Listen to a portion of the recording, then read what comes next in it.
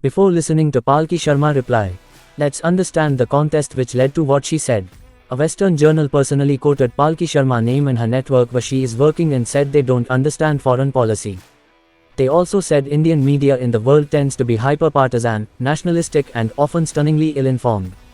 Which led to Palki Sharma blasting response. Let's listen to her response.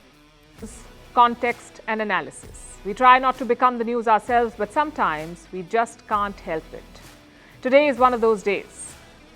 The Economist has published an article on Indian media's coverage of diplomacy, and it mentions me by name. It also talks about our network. But unlike The Economist, we won't get personal. Listen to what they've said. The new media focus on India's role in the world tends to be hyper-partisan, nationalistic, and often stunningly ill-informed. Do you know what's stunning? The level of Western arrogance on display here. Here's what The Economist is basically saying. Indian media is covering foreign affairs, but they don't know anything about it. It's an insult wrapped up as analysis.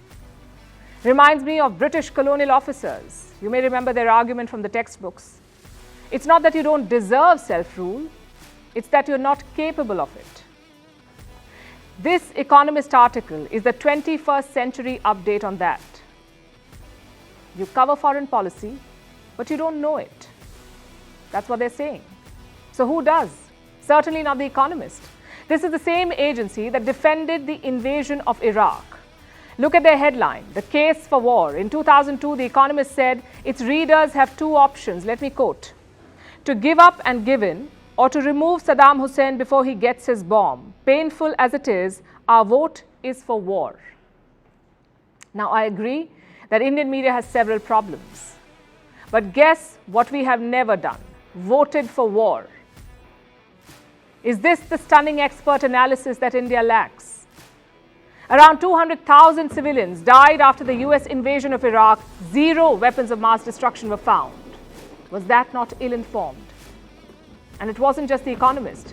All the so-called leading papers got it wrong, like the New York Times and the Washington Post. They supported the war in Iraq. I have another example for you. China. In 1999, China joined the World Trade Organization. The Economist was thrilled. Listen to what they said.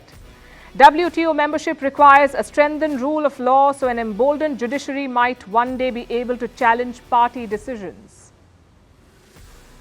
I wish I had one of those reality show buzzers, because The Economist could not have been more wrong. No court has been able to challenge the Communist Party in China.